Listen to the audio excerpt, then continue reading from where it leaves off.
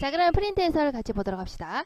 자, 우리 볼까요? 가와 나에 대한 설명으로 적절하지 않은 것을 우리 가는 뭐예요? 바로 공무도화가죠. 나는 뭐예요? 바로 황조가입니다.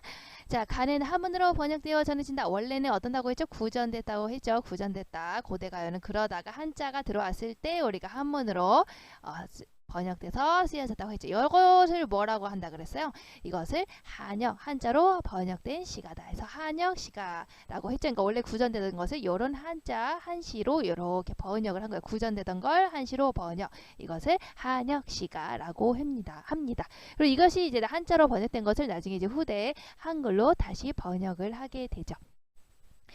자, 그 다음에 전통적인 한의 정서가 드러난다. 가에서 어디서 드러난다고 했어요? 기억나시나요? 가시님을 어이할꼬 라고 했죠. 죽어버렸을 때 어떻게 할 것인가 라고 하는 체념, 즉 한의 정서가 이 부분에서 들어간다고 했죠. 그러니까 전통적인 한의 정서가 드러난다. 맞는 게 되겠네요.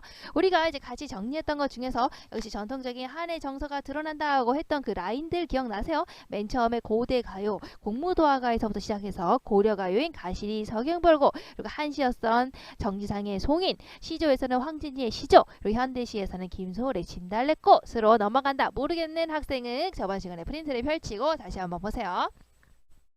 자, 가를 볼까요? 과거 해상을 통해 상황이 제시된다. 과거 해상, 예전에는 이랬었지. 뭐 이런 내용이 들어가 있지 않죠? 지금 현재 일어나고 있는 상황을 중심으로 설명하고 있으니까 아닌 게 되겠네요. 자, 나를 볼까요? 객관적인 상관물로 화자의 정서를 부각한다. 어디에 있었지? 파폴라는 저 깨꼬리, 얘가 객관적 상관물인데 얘는 서로 암수서로 정다운 존재였죠. 얘는 지금 커플인 거죠. 그런데 나는 지금 둘째 왕비인 지금 치이와 헤어졌잖아요. 자, 치이와 헤어져서 너무나 오해로워라 하는 내 상황과 반대가 되고 있죠. 객관적 상관물 중에서도 화재 상황과 대조되는 객관적 상관물로서 깨꼬리가 쓰였네요. 그러니까 맞는 게 되겠네요.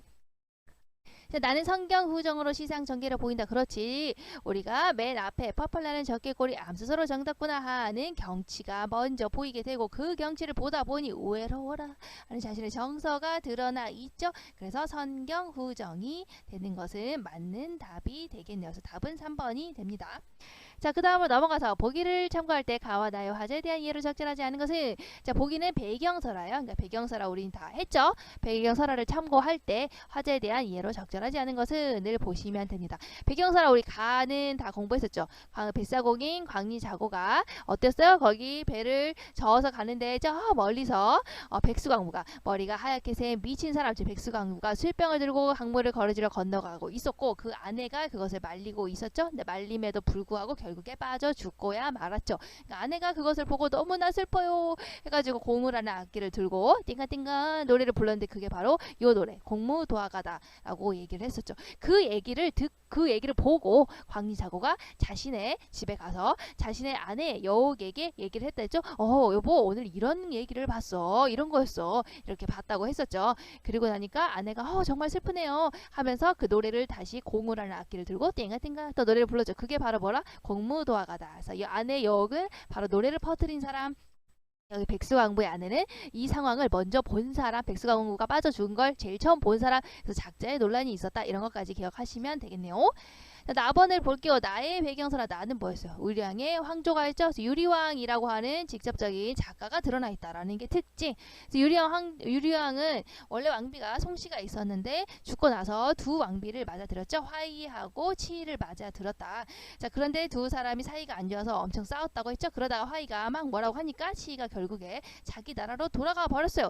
그래서 치이가 없는 틈에 너무나 슬퍼서 유리왕이 따라갔지만 치이가 결국에 돌아오지 않았죠. 그런데 보니까 저기 깨꼬리가 있었죠. 그래서 깨꼬리를 보면서 노래를 읊었다 했던 노래가 바로 유리왕의 황조가 노래였습니다. 기억나시죠? 그래서 두 개의 설화 잘 기억을 해두세요. 그리고 특히나 유리왕의 황조 같은 경우에는 뭐라 그랬어요? 선생님 두 가지로 해석이 된다고 했었죠. 아내를 잃은 남편의 슬픔이라고도 볼 수가 있었고 또 뭐였지? 여러 부족을 화해시키는데 실패한 왕이다. 그래서 수렵이랑 그리고 수렵을 의미하는 치희 그리고 농사 를 의미하는 화이를 이 두 부적을 통합시키려고 했다가 결국에 실패한 내용으로 볼 수도 있다. 두 가지 해석이 있다. 이렇게 기억을 하시면 될 것 같아요.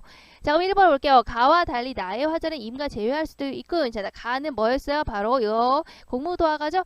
나의 화자. 가의 화자는 어땠어요? 여기 결국에 뱃사공, 아니, 결국에 결국에 머리가 하얗게 새 미친 사람, 백수강부가 결국에 죽고 말았죠. 임과 제외할 수가 전혀 없죠. 죽어버렸기 때문에. 하지만 나에서는 여기 치가 중국으로 간 거였기 때문에 다시 돌아오면 만날 수가 있어요. 재회가 가능하다라고 하는 차이점이 있었네요. 그러니까 맞는 게 되겠네요. 자, 가와 나의 화자 모두 안타까운 마음이 있고, 그렇지, 헤어졌기 때문에 안타까운 마음, 이별의 모습이 드러나 있으니까요. 가와 나의 화자는 모두 이별의 상황, 그렇죠? 이별이라는 공통점으로 묶이게 된다라고 했어요. 자, 4번을 볼까요? 가와 나의 화자는 모두 아내로부터 버림받은 남편이다 라고 볼 수가 있어요. 자, 하는데 이게 맞는 말입니까? 이것이 아닌 게 되겠죠. 우리가 가에서는 누가 화자였어요? 자, 가에서는 이렇게 볼 수가 있죠. 남편을 잃은 아내, 그렇지, 백수광부의 아내가 화자다. 왜냐면 이마 그물을 건너지 마오 하고 말하고 있죠. 누구에게 말하고 있는가? 빠지고 있는 백수광부에게 말하고 있는 거지. 이마라고 불렀으니까. 자, 그리고 아내로부터 버림받은 남편, 그렇지. 아, 정답구나 하는 그 유리완, 여기 특히 치에게 버림받은 남편이 화자가 되겠죠. 자, 그러니까 모두 아내로부터 버림받은 남편은 아니겠죠. 나의 화자만 그렇구나라고 볼 수가 있겠네요. 자, 그다음 볼까요? 가와 달리 나의 화자는 자신과 대비되는 자연물을 부러워하고 있고, 아, 이거 또 했네. 객관적 사감을 대줘 두고 까마귀를 깨꼬리를 부러워하고 있다. 이렇게 보시면 되겠네요. 그러니까 여러분들 보시면 알겠지만 이 항저가는요, 이 깨꼬리, 객관적 상감물이 화자의 상황과 대조된다. 이게 상당히 중요한 거거든요. 그래서 이거를 반드시 기억을 꼭 해둬야겠다라는 생각이 또 들죠, 여러분. 자, 그러면 옆에 부분으로 넘어가 보도록 합시다. 자, 그 다음에 이어서 10번을 봅시다. 가의 물 A와 보기의 물을 B로 봤을 때 이거에 대한 설명을 알맞지 않은 것은. 자, 가의 물은 뭐예요? 가의 물은 바로 공무도화가에서 말하는 물인 거죠. 공무도화가에서의 우리 물이 어떤 거였어요? 이 여기서 물을 건너지 마세요 이렇게 했을 때 이 물은 바로 사랑이 될 것이고, 다른 색깔로 해볼까? 사랑이 될 것이고, 요것은 색깔을 다르게 해볼게요. 자, 그래서 이렇게 넘어가서 이렇게, 자, 이 물은 사랑이 될 것이고, 그런데 그 물을 건너져 이때 물은 이별이 될 것이고, 근데 물에 빠져 돌아가시니 했을 때 이 물은 결국에 빠져 죽은 거니까 죽음을 나타내고 있다라는 거 했었죠. 결국에 이 물들은 결국 어때요? 화자하고 결국에 단절시키는, 시적 대상과 단절시키는 대상이 되는 거죠. 나와 이렇게 이별시키는 대상이잖아. 자, 그러니까 결국에 이 물은 바로 부정적인 게 되겠죠. 이렇게 이미지를 보시면 됩니다.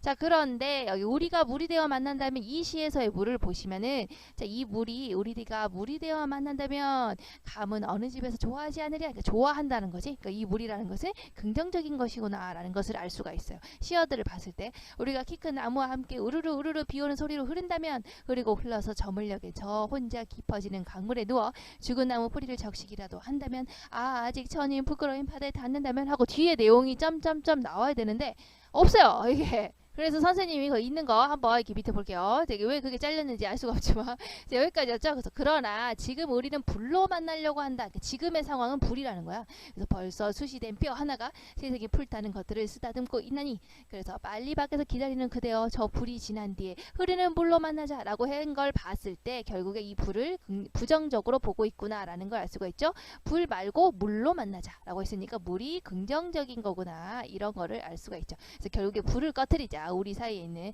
그래서 부시시 부시시 불 꺼지는 소리로 말하면서 올 때는 인적 그친 넓고 깨끗한 하늘로 오라 라고 해서 우리가 이제 불을 부정적으로 보고 있고, 이것을 하지 말고 이 불이 꺼지고 물로 만나자, 그러니까 물을 긍정적으로 보고 있구나, 이렇게 보시면 됩니다. 자, 그래서 전문이 나와 있지 않기 때문에 지금 이렇게 해석을 해줬어요. 여기서의 물은 결국에 이제 긍정적인 거, 이렇게만 보셔도 됩니다. 그래서 불은 어때요? 여기서 불은 이제 뒤에 안 나와 있지만 불이라는 것을 이제 부정적으로 보고 있구나, 이렇게 생각을 하고 두 개를 연결시켜서 푸시면 돼요.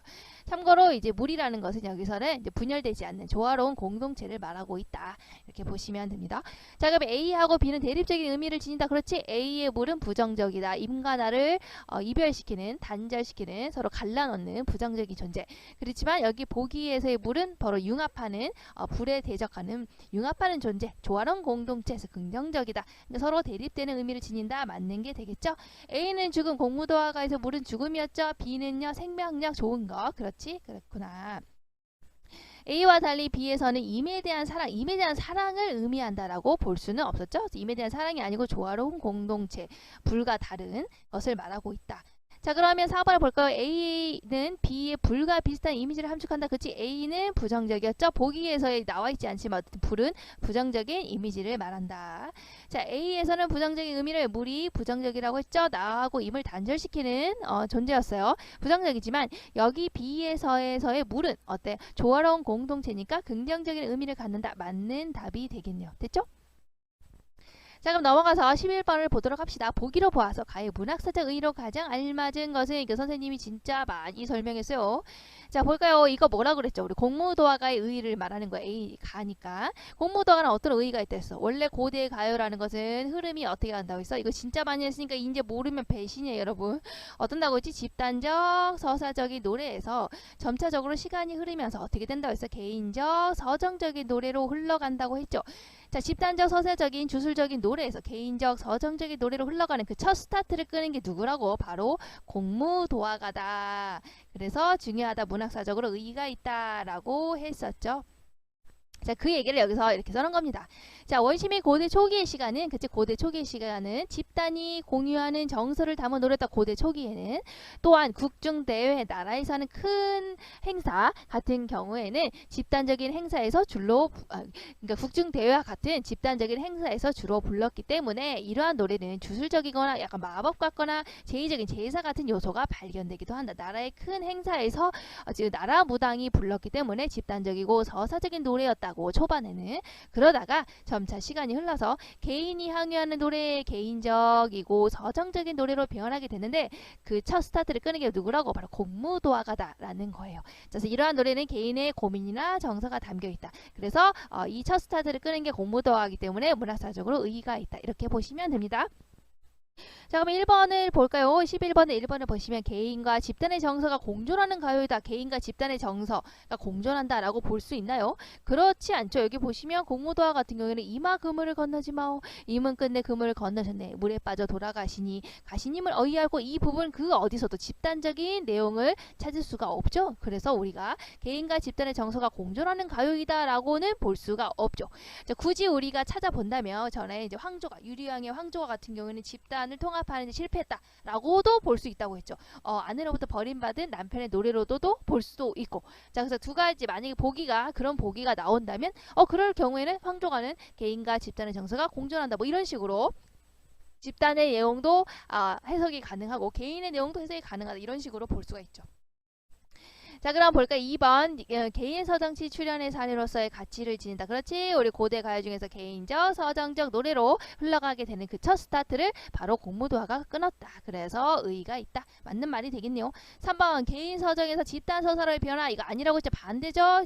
집단적인 서사에서 개인적인 서정으로 변하게 됐죠. 이게 보기에도 나와 있죠. 집단적인 공유하는 정서에서 점차 개인이 항유하는 노래로 변했다. 이렇게. 자, 그러니까 아닌 게 되겠죠. 자, 주술적인 요소가 담긴 개인 서정시 이거 자체가 말이 안 되죠. 주술적이고 집단적인 노래는 이 초반에 나왔던 노래인데 이것이 개인적인 서정시하고 연결이 된다 이렇게 되지는 않잖아. 그렇지? 주술적인 요소가 담긴 거는 이 초반에 나왔던 바로 뭐야? 이 집단적인 노래를 말하는 거고 후에 개인적인 서정시가 흘러가게 되었다. 이렇게 하는 거지. 두 개가 같이 연결된다. 이것은 아니다.